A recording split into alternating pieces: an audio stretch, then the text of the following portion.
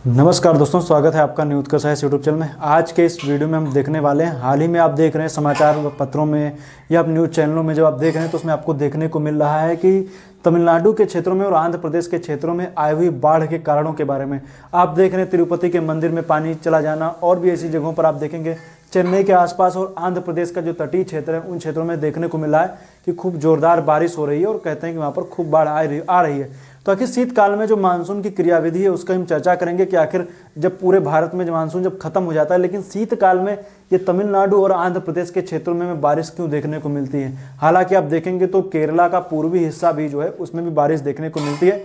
उसके कारणों की हम चर्चा करेंगे कि आखिर ऐसा क्यों होता है। आइए देखते हैं, काफ़ी इंपॉर्टेंट टॉपिक होने वाला है। तो इसको समझने के लिए सबसे पहले आपको मानसून की क्रियाविधि को समझना पड़ेगा कि आखिर मानसून कैसे आता है, उसकी हम चर्चा करेंगे।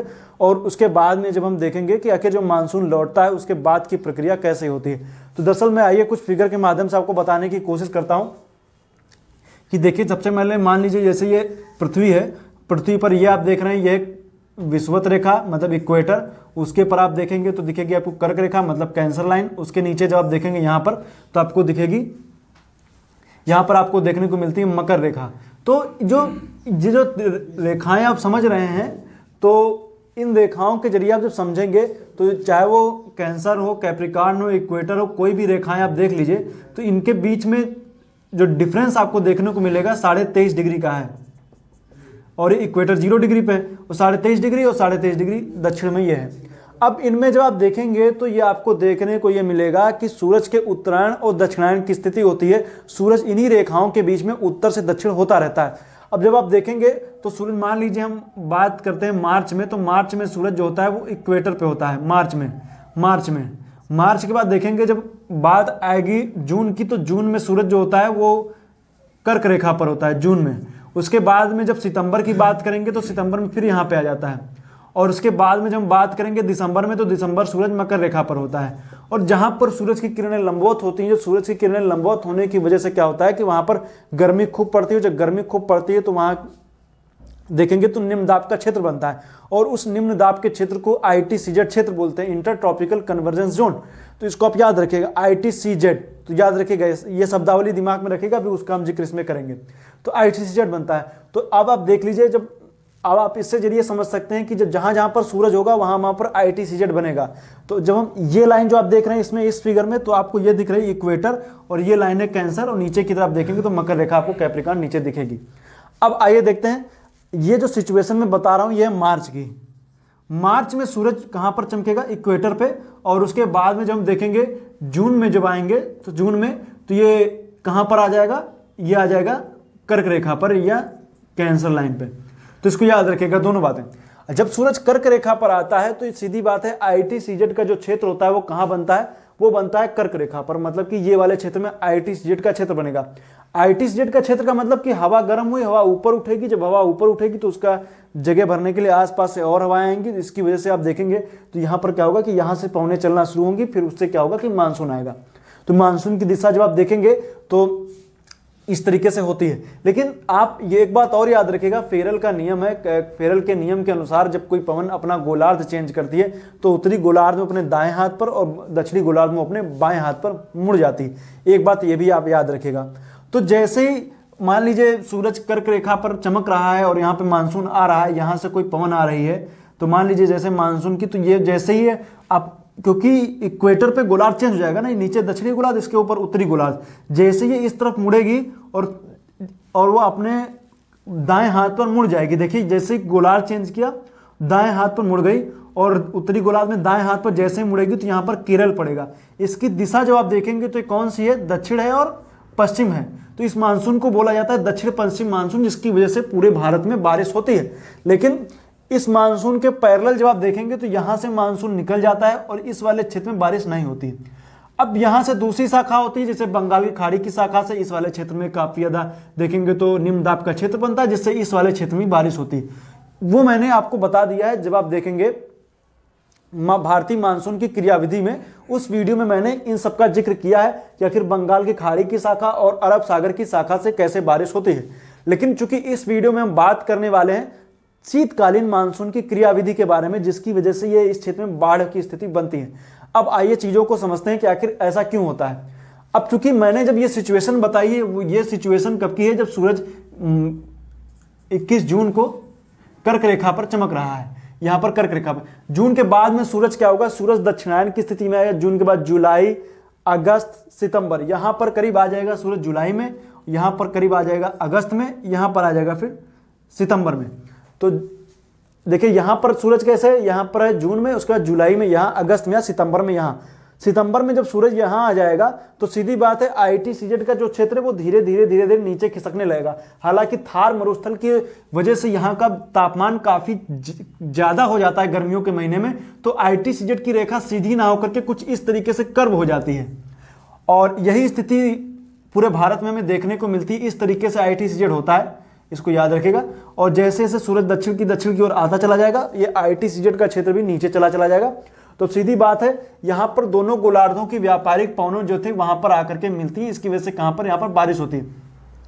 अब ये जब दक्षिण की तरफ ये आ रहा है, मतलब कि आईटी सीजेड का क्षेत्र दक्षिण की तरफ जैसे जैसे आता जाएगा, जून के बाद जुलाई, अगस्त, सितंबर, तो आईटी सीजेड का क्षेत्र जहां पर आएगा तो निम्न दाब का क्षेत्र नीचे खिसकेगा, और जहां जहां पर आईटी सीजेड का क्षेत्र होता है वहीं वहीं पर बारिश होती है। अब यहां पर जब नीचे की ओर आएगा तो जैसे मान लीजिए मैं बताऊं कि आईटी सीजेड का क्षेत्र जो है वो कर्क विषुवत रेखा पर बन रहा है। अब अगर जो यहां पर फिर क्या होगा कि निम्न दाब का क्षेत्र यहां पर बनेगा, यहां से भरने के लिए पवनें ऊपर उठेंगी, यहां की मतलब कि टेम्परेचर यहां का ज्यादा हो जाएगा, ज्यादा टेम्परेचर मतलब लो प्रेशर, यहां से पवनें ऊपर की ओर उठेंगी, यहां से पवनें क्या होंगी, ऊपर की ओर उठेंगी, और उन पवनें जब ऊपर की ओर उठेंगी तो उनका स्थान भरने के लिए आसपास से पवनें आएंगी। इस वजह से जब आप देखेंगे सितंबर के महीने में जो पवनें होती हैं उनकी दिशा कुछ इस तरीके से होती है, भारत में इस तरीके से पवनें चलती हैं। लेकिन पवनों की दिशा कुछ इस तरीके से होने के पीछे जब आप देखेंगे तो इसे हम लौटता मानसून कहते हैं। सितंबर के महीने में ये क्या है, लौटता हुआ मानसून है। और जब हम इसके बाद की स्थिति देखेंगे, लौटता हुआ मानसून जो ये है, तो ये आपको दिशा देखने को मिल जाएगी। इसके बाद सितंबर के बाद अक्टूबर, अक्टूबर के बाद नवंबर, नवंबर के बाद दिसंबर, दिसंबर के महीने में सूरज कहाँ होगा, विश्व मतलब कि मकर रेखा पर चमकेगा। और जो इस गोलार्ध की पवनें जो देखेंगे तो ये यहाँ से चलने वाली व्यापारिक पवनें अपने बाएं हाथ पर मुड़ जाएंगी दक्षिणी गोलार्ध में। तो जब दिसंबर का महीना आएगा तो सूरज जो होगा वो दक्षिणायन की स्थिति में हो जाएगा, मकर रेखा पर चमकेगा, तो बारिश वहाँ पर होगी। लेकिन ऐसा नहीं है, उत्तरी भारत में भी मतलब देखेंगे तो भारत में भी उत्तरी गोलार्ध में बारिश होती है। तो कैसे होती, क्योंकि मैंने बताया व्यापारिक पवनें चलती हैं। और आप देखें तो जो ये आपको हिस्सा दिख रहा है, जैसे मान लीजिए कोई व्यापारिक पवनें यहाँ से इस तरीके से चल रही हैं, तो इस तरीके से चलेंगे तो देखिए यहाँ पर जब आप भारत को देखेंगे, ये उत्तरी, यहाँ पर ये वाला उड़ीसा का क्षेत्र ले लीजिए, बंगाल का क्षेत्र ले लीजिए, चाहे वो उत्तरी आंध्र प्रदेश का क्षेत्र ले लीजिए, इन जगहों में जब आप देखेंगे तो व्यापारिक पवनों के ये भूखंड कुछ ऐसा बना हुआ है कि व्यापारिक जो पवनें चलती हैं उनके पैरेलल पड़ जाता है। तो उनके पैरेलल पड़ने की वजह से क्या होता है कि यहाँ पर बारिश नहीं होती, नहीं टकरा पाता है। तो जो व्यापारिक पवनों के जो आप देखेंगे तो उसके बाद में जब आप देखेंगे तो यहाँ पर भारत का जो ये हिस्सा दिखेगा ये सीधा हो जाता है। यहाँ पर आप देखेंगे तो ये हिस्सा कुछ इस तरीके से, मैप में जब आप देखेंगे तो आपको चीज़ें दिखेंगी कि जो भारत है वो यहाँ पर इस तरीके से हो जाता है। और जैसे ही भारत यहाँ पर बिल्कुल इन पवनों के सीध में आ जाता है, करीब आप समझ सकते हैं कि करीब 45 डिग्री के आसपास का कोण बनाएगा। तो जब इस तरीके की स्थिति बनती है तो ये पवनें क्या होती हैं, तट से टकराती हैं। और ये पश्चिमी घाट जो है, इस पूर्वी घाट, इसके जब तट से टकराती हैं तो इन तट के टकराने की वजह से क्या होता है कि ये जो तमिलनाडु के आसपास का क्षेत्र है यहाँ पर खूब बारिश होती है। तमिलनाडु हो गया, आंध्र प्रदेश का एरिया हो गया, और चेन्नई में आप देखेंगे तो चेन्नई में भी देखें तो 2015 के आसपास जब बाढ़ आई थी तो तमिलनाडु के क्षेत्र में खूब बाढ़ देखने को मिली थी। तो इन क्षेत्रों में बाढ़ आती है। हालांकि बाढ़ के पीछे कई कारण होते हैं, जैसे आप देखेंगे तो हाल ही के 4-5 वर्षों में जब कोई ऐसी स्थिति ना बने, बाढ़ ना आए, तो जो नदी की घाटी होती है, घाटियों के बीच में जो जगह होती है उसमें लोग अपने घर वर बना लेते हैं। लेकिन किसी साल जब ज़्यादा बारिश हो जाती है तो जब घाटी में पानी बहता है तो घर वर बहा के लेके चला जाता है, तो हम उसको प्रलय का रूप दे देते हैं कि बहुत बारिश हुई, इतने घर बह गए। लेकिन आप देखेंगे तो उसके पीछे कारण है कि वनों को काट दिया गया, वहाँ पर अपने घर बसा लिए गए। जब घरों को बसाया गया तो इस वजह से क्या होता है कि वहाँ पर जब बारिश होती तो पानी तो अपना रास्ता कहीं ना कहीं ढूंढेगा ही, समुद्र को मिलना उसकी फितरत है। तो नदियां अपने जब उफान पे आएंगी तो आसपास के क्षेत्रों में बाढ़ देखने को मिलती है। तो हाल ही के जो ये 2-3 दिनों पहले की जब स्थिति आप देखेंगे तो ये जो यहाँ से आप तट को देखेंगे, इस तट से जब टकराता है, हालांकि यहाँ पर आप देखेंगे तो बहुत सी नदियाँ आपको दिखेंगी, कावेरी दिख जाएगी, गोदावरी दिख जाएगी, कृष्णा दिख जाएगी। इन नदियों की घाटी से भी, और चूंकि आप जान रहे हैं कि ये जो पूर्वी घाट है काफ़ी कटा फटा है और इसमें बहुत सारे आपको गैप देखने को मिलते हैं। हालांकि पश्चिमी घाट में उतने गैप नहीं, उतने दर्रे वगैरह नहीं है, हालांकि दर्रे इसमें भी, लेकिन उनको गिने चुने जगहों पर, इससे तो पूरा का पूरा कटा फटा ही है।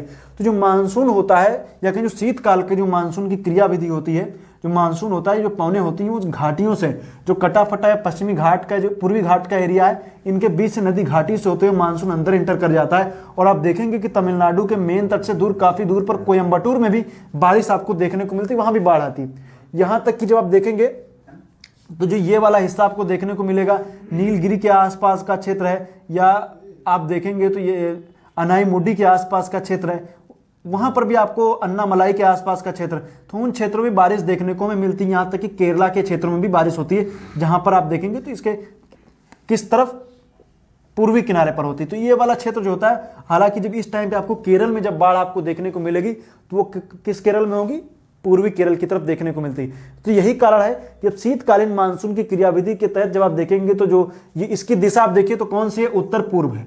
कि कौन से, उत्तर पूर्व। उत्तर पूर्व के मानसून की धारा के ठीक सामने, मतलब सीधे स्थित होने के कारण मानसून की जो पवनें होती हैं वो सीधे टकराती हैं। और आप देखेंगे तो यहाँ पर आप डॉल्फिन नोज दिखेगी, यहाँ पर जो विशाखापत्तनम के आसपास के क्षेत्रों में, तो हालांकि यहाँ पर वो जगह बच जाती है। और इसकी वजह से क्या होता है कि ये वाला एरिया जो है विशाखापत्तनम तो बच जाता है, लेकिन बाकी की जगहों पर खूब बारिश होती है। तो इन क्षेत्रों में बारिश आपको देखने को मिलती है, तिरुपति का क्षेत्र हो या चेन्नई का क्षेत्र हो या और भी जगहों पर जब आप बारिश देखते हैं वो होती है, और वो काफी मूसलाधार बारिश होती है। इसके पीछे और भी कारण है, जो बारिश हो रही तो उसके जो नुकसान का आकलन करने के लिए मैं आपको ये फिगर बता दे रहा हूं। इस फिगर को आप समझिए जी, ये वाला फिगर, जैसे मान लीजिए जैसे कोई, ये कोई पर्वत है, ये क्या है, कोई पर्वत है, ये उसकी कोई घाटी होगी, इधर भी मान लीजिए कोई एक पर्वत है, या नहीं रहते इधर, कुछ नहीं मानते इस तरफ, ये पर्वत है। यहाँ पर जब आप देखेंगे तो आपको देखने को मिलेगा कि मान लीजिए जैसे कोई कंस्ट्रक्शन आपने यहाँ पर कर दिया, हालांकि आप जो कोई देखते हैं कोई मंदिर है या कोई जैसे मान लीजिए कोई धार्मिक स्थल है, मान लीजिए कोई बिल्डिंग है, कोई और भी जैसे कोई रेस्टोरेंट हो गया या और भी कोई चीजें हो गई, तो आपको पहाड़ी हिल स्टेशन पे आपको देखने को खूब मिलते हैं। मंदिर में भी तिरुपति जो आंध्र प्रदेश का जो मंदिर है, वेंकटेश्वर मंदिर, जो उसमें आप देखेंगे तो वो भी करीब देखेंगे पहाड़ी पर ही स्थित है। तो वहां पर जब आप देखेंगे तो यहाँ पर जैसे मंदिर जब कोई होता है, या मान लीजिए कोई कंस्ट्रक्शन का काम यहाँ पर मान लीजिए है, तो यहाँ पर जैसे कोई बारिश होती है, मान लीजिए यहाँ पर पहाड़ों पर बारिश हुई, तो पहाड़ों पर बारिश थोड़ी बहुत होती है तो बह जाता है पानी, लेकिन जब ज्यादा होती है तो यही पहाड़ों का जो पानी होता है वो अपना रास्ता इसी नदी, पहाड़ के ढलान के जरिए बनाता है, और ढलान में आने वाली कोई भी चीज होगी तो उसमें पानी इसको प्रभावित करना सीधी सी बात है। यहाँ पर कोई भी कंस्ट्रक्शन, कोई बिल्डिंग होगी तो वहां पर स्थिति ऐसी बनेगी। तो सीधी बात है कि यहाँ पर जब अब आप देखेंगे तिरुपति की स्थिति को, जब आप देखेंगे तो तिरुपति की स्थिति में जब आप देखेंगे तो करीब दोनों घाटियों के बीच में ऐसी स्थिति में स्थित है कि जब बारिश का पानी आएगा तो उस घाटी से होते हुए जाएगा ही जाएगा, और उस घाटी से जो होते हुए जाएगा तो वहां पर आपको ये स्थिति देखने को मिलेगी। हालांकि इससे पहले एक बार जब हैदराबाद की बाढ़ आई थी उसका भी मैंने जिक्र किया था। हैदराबाद की बाढ़ के बारे में भी मैंने आपको विस्तृत रूप से बताया था कि हैदराबाद की बाढ़ के पीछे क्या कारण थे। तिरुपति की बाढ़ के पीछे एक तो मानसून का इस समय दक्षिण गोलार्ध में सूर्य का होना, और इस पवनों का, अब सीधी बात है कि पवने दक्षिणी गोलार्ध की तरफ व्यापारिक पवने चलेंगी और ये अपने गोला चेंज करके वहां पर मकर रेखा पर मिलेंगी, और इनके सीध में आने की वजह से ये वाला क्षेत्र मानसून की वजह से शीतकाल में सबसे ज्यादा प्रभावित होता है। लेकिन इसको आप लौटता हुआ मानसून नहीं कह सकते हैं। लौटता हुआ मानसून जब आप देखेंगे तो उसकी ड्यूरेशन सितंबर के महीने की होती है। जब नवंबर के लास्ट में और दिसंबर में ऐसी स्थिति आती है तो उसको हम शीतकालीन मानसून के अंतर्गत रखते हैं। जब आप देखेंगे जब तमिलनाडु में चेन्नई की जब बाढ़ आई थी तो वो भी करीब 4-5 दिसंबर के आसपास ही आई थी, तो वहां पर भी काफी नुकसान हुआ था। तो हालांकि ऐसी बाढ़ों को लेकर के सरकार के द्वारा कई प्रयास वगैरह भी किया था, लेकिन इनके पीछे मुख्य रूप से क्लाइमेट चेंज को भी आप रख सकते हैं, और एक से कह सकते हैं जनसंख्या के दबाव का भी इसका एक मुख्य कारण है, और कह सकते हैं विकास की एक अंधी रफ्तार भी, जिसको लेकर के कंस्ट्रक्शन का काम चेन्नई में आप देखेंगे आसपास के बिल्कुल पेड़ काट करके बिल्कुल साफ करके वहां पर बड़ी बड़ी अपार्टमेंट वगैरह वहां पर बना दिए जाते हैं। तो इस वजह से क्या होता है कि जब बाढ़ आती तो मानव क्षति होती है, और उस क्षति को फिर हम आपदा घोषित कर देते हैं, लेकिन सही मायने में देखेंगे तो ये मानव के द्वारा ही हुई आपदा है। तो आज के लिए फिलहाल इतना ही। वीडियो देखने के लिए पुनः एक बार आपका बहुत बहुत धन्यवाद। आपका दिन शुभ रहे। धन्यवाद।